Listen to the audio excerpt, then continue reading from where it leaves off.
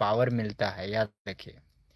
जैसे गुरुमुखी विद्या क्यों प्राप्त करना चाहिए, उसका एक कारण होता है, क्योंकि गुरु ने अपने पीरियड में वो मंत्र को सिद्ध किया है, और वो मंत्र में वो ऊर्जा, वो शक्ति लिप्त है। और वही मंत्र अगर आपको मिल जाता है गुरु के द्वारा, हंसी खुशी मिल जाता है, याद रखिए, गुरु से अर्पण मिलता है, तो वो जो गुरु से जो शक्ति जुड़ी हुई होती है, वो वाली शक्ति आपको मिल जाएगी, मतलब आपको भी वो शक्ति प्राप्त होगी।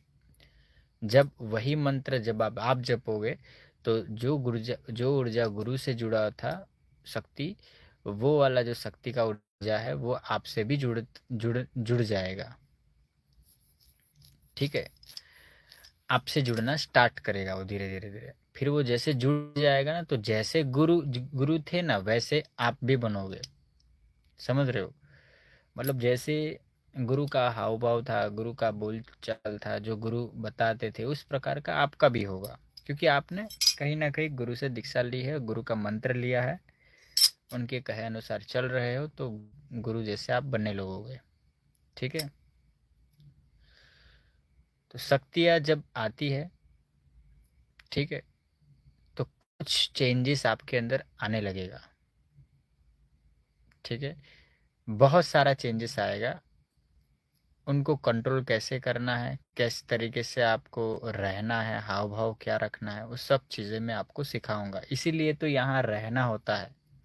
ये सब चीज़ें, छोटी छोटी चीज़ें आप फ़ोन कॉल में नहीं सीख सकते, उसके लिए रहना पड़ेगा। मतलब प्रत्यक्ष आपको गुरुकुल में, गुरु के अंडर में रह के सीखना पड़ता है। ठीक है, समझना पड़ता है, तब जाके ही आपको वो सब चीज़ें पता चलेगा कि चीज़ें कार्य कैसी करती है। ठीक है, जो लोग चरण स्पर्श कर रहे हैं उन सभी को आशीर्वाद है।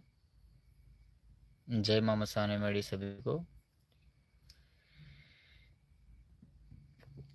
तो जब साधना वगैरह जब आप करेंगे, जब सिद्धि करेंगे, तब काफ़ी अनुभव भी होंगे आपको, काफ़ी परीक्षा भी होगी, कह सकते हो, उतार चढ़ाव भी आ सकते हैं आपकी लाइफ के अंदर। ठीक है, मतलब जो शक्ति कर सकती है आपके साथ, वो सब कुछ करेगी। अगर उसको करना है तो याद रखिए, अगर उसको परीक्षा लेना है तो वो परीक्षा लेगी, क्योंकि पहली बार आप शक्ति सिद्ध कर रहे हो। ठीक है, हाँ इतना है कि वो शक्ति मुझसे बंधा हुआ है, तो मैं कहूँगा वैसा वो करती है। बस इतना है कि मैं उनको बता दूंगा कि घर परिवार पूरा सुरक्षित वो रखे, तो घर परिवार आपका एकदम सुरक्षित रहेगा, कोई प्रॉब्लम नहीं है। बस आप जो व्यक्ति साधना करेगा उसकी परीक्षा होगी। ठीक है, उसके कर्म से उसकी परीक्षा होगी, याद रखना। उसमें पास होना आपकी रिस्पॉन्सिबिलिटी है। ठीक है,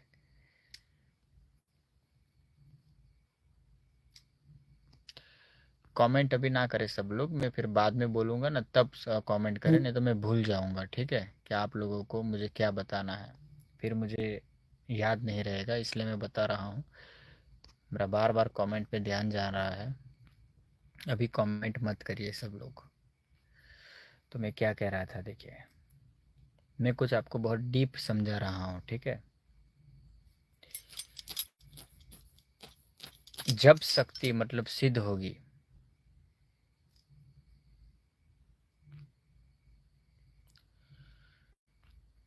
कोई कमेंट मत करिए। जब मतलब शक्ति सिद्ध होगी तो आप एक एबनॉर्मल इंसान बनोगे। ठीक है, चीज़ों का एनालिसिस आपको करना पड़ेगा कि ये शक्ति क्या कर रही है आपके साथ। ठीक है, जब अगर शरीर ही पूरा सौंपोगे, अगर सौंपना है शक्ति को, तो फिर तो शक्ति के हिसाब से ही आपका शरीर चलेगा। उसको जब आना है वो आएगी, जब बात करना है आपसे वो करेगी, जो खाना है वो खाएगी आपके साथ, याद रखिएगा। वो फिर शक्ति के हिसाब से चलना पड़ेगा आपको,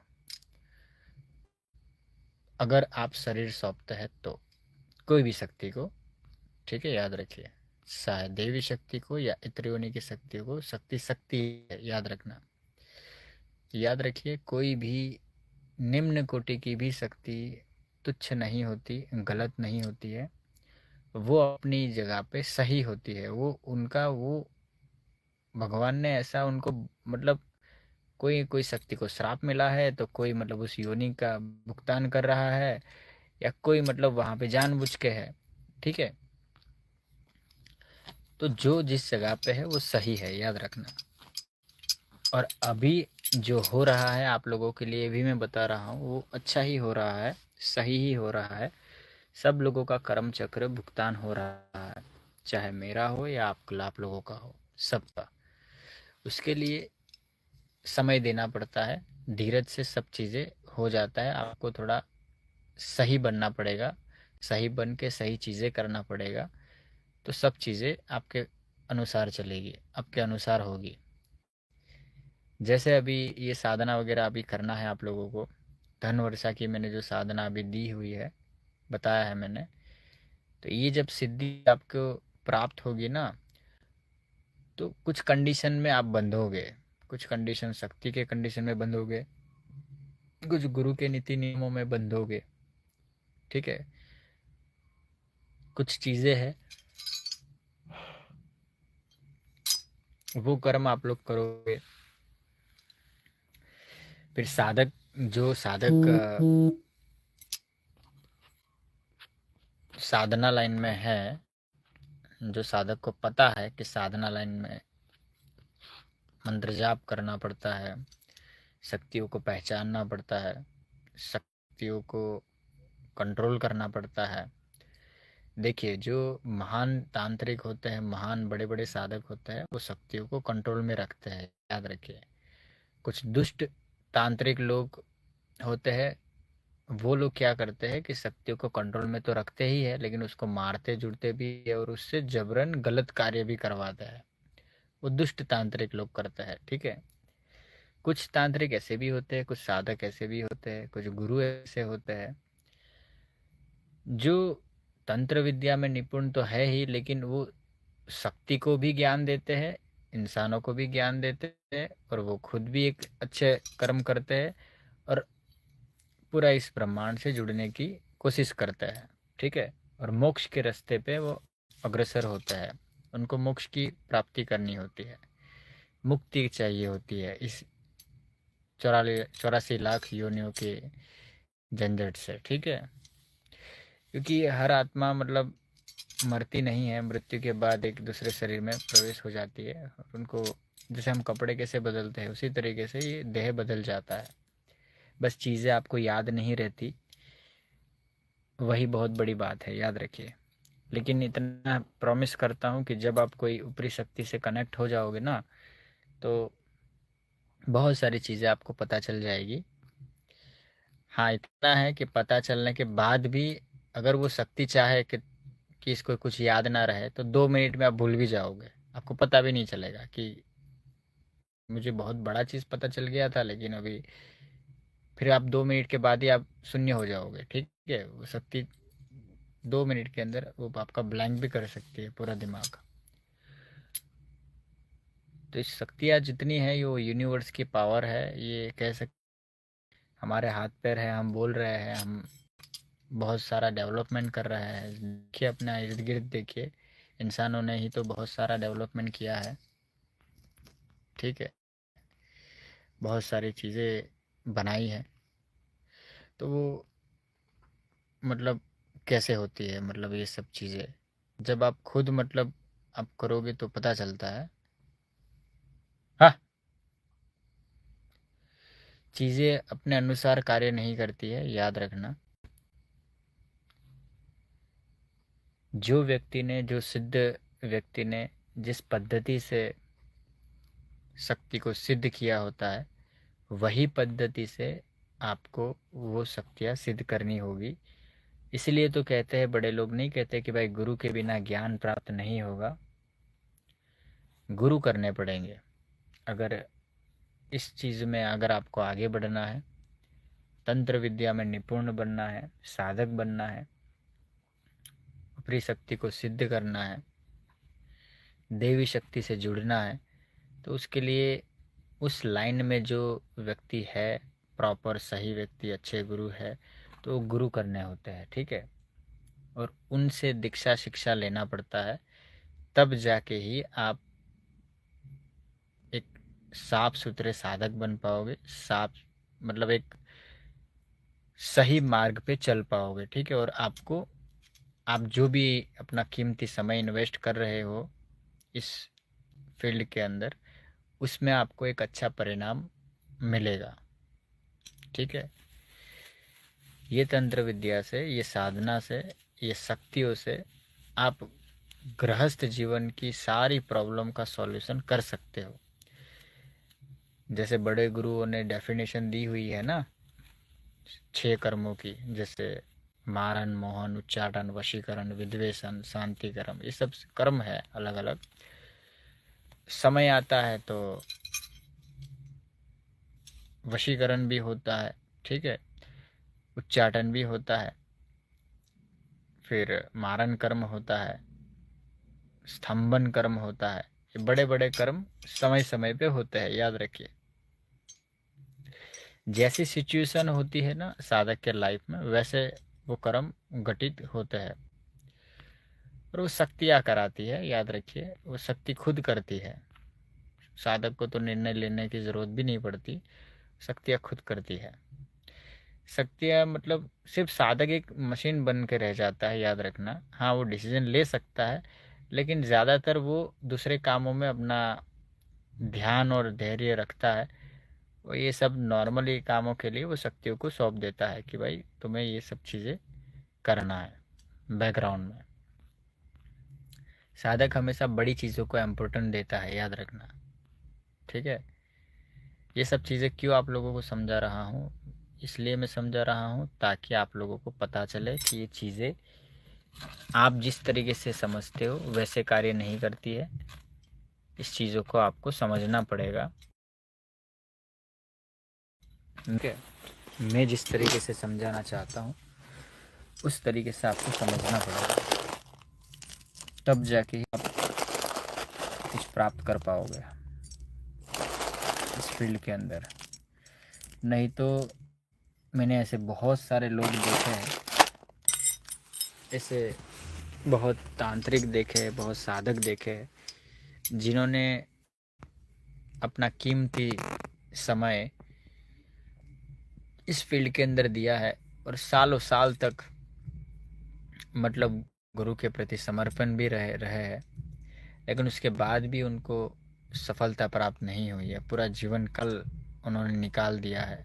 हाँ, जो भी वो कर्म करते उसका फल अवश्य मिलता है, लेकिन कहीं ना कहीं कुछ ना कुछ चीज़ों की वजह से वो अटक जाता है और वो फल उनको मिल नहीं पाता, ठीक है।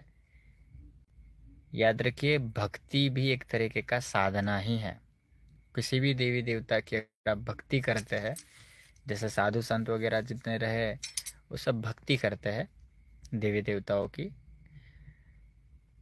धर्म रक्षक जो कहते हैं आप, ठीक है। तो धर्म की रक्षा करने के लिए साधु संत भक्ति करते हैं, भगवान की आराधना करते हैं। भक्ति से भी आप देवी देवताओं को प्राप्त कर सकते हैं। जैसे मीरा भाई ने भक्ति करके कृष्ण की प्राप्ति करी थी ना, उसी प्रकार से पवित्र भक्ति करके आप देवताओं को प्राप्त कर सकते हैं। भक्ति और साधना में ज़्यादा अंतर नहीं है, ठीक है। बस दोनों चीज़ें आपको सही से करनी पड़ेगी, तब जाके आपको प्राप्त होगा जो आप चाहते हो वो। आजकल भक्ति भी ऐसी करते हैं ना लोग कि बस दिखाने के लिए दिया अगरबत्ती कर देंगे और शांति से भगवान के सामने हजार चीज़ें बोल देंगे, मेरा ये हो जाए, वो हो जाए, वो कर देना, ये कर देना, ये मुसीबत है, वो मुसीबत है, सब बता देंगे उनको पहले से। अरे भैया, आप सामने देखो तो सही कि वो कौन से देवता है। वो देवता, वो मतलब देवता क्यों बोला आपने, मतलब कि भाई वो भगवान है, वो एक सुप्रीम पावर है, बड़ी शक्ति है, तो उनको बोलने की ज़रूरत होगी क्या? आप ज़रा सोच के देखिए। आप तो हो एक तुच्छ इंसान, वो है देवता, इसीलिए तो लोग उनकी पूजा करते हैं, उनको मान सम्मान आदर भाव देते हैं। तो उनके अंदर इतनी शक्ति तो होगी ना कि वो आपके मन की चीज़ समझ सके, आपके मन का भाव समझ सके कि आपको क्या चाहिए, आपको क्या तकलीफ़ है, आप किस कारणों दुखी हो वो तो उनको पता ही है, तो बोलने का क्या ज़रूरत है। ऐसा बोलना नहीं होता है, ठीक है। कोई भी देवी देवता हो, उनको पता ही है कि आप क्या प्रॉब्लम में हो और आपको क्या चाहिए। तो जो आपको चाहिए वो कब देते हैं देवी देवता, उसके लिए वो रास्ता दे देते हैं। याद रखना, आपके लिए वो रास्ता खोल देते हैं, रास्ता दे देते हैं। अगर आप किसी भी भगवान से कुछ भी मांगोगे ना तो वो दे देते हैं, याद रखना। जो मांगोगे ना वो दे देते हैं, लेकिन लोग समझ नहीं पाते, वो अपॉर्चुनिटी ले नहीं पाते, वो मौका हाथ से गवा देते हैं। और ये प्रकृति बार बार मौका नहीं देती है, याद रखना। क्योंकि कर्म चक्र आड़े आ जाते हैं। हाँ, प्रकृति तो दया दिखाती है इंसान के ऊपर या जानवर के ऊपर या किसी के ऊपर। उनका स्वभाव ही है प्रकृति का, वो दयावान है, ठीक है। बहुत दया है उनके अंदर। लेकिन जो इंसान है उसकी कुबुद्धि के चलते, तर्क बुद्धि के चलते वो समझ नहीं पाता है। बहुत ही गहरी बात बता रहा हूँ आप लोगों को, ठीक है। कुदरत में भगवान ने जो भी ये रचना रची है ना, बहुत टेढ़ी खीर है, बहुत उल्टी फुल्टी रची है, याद रखिए। उसको एक शार्प, मतलब शार्प साधक ही उसको डिफाइन कर पाएगा और उसको समझ पाएगा, नहीं तो उलझ के रह जाएगा इंसान। याद रखना, इतना डेंजर ये क्रिएट किया हुआ है भगवान ने। जिस किसी ने भी ये चीज़ बनाया है ना, ये बहुत खतरनाक बनाया है, बहुत पावरफुल बनाया है।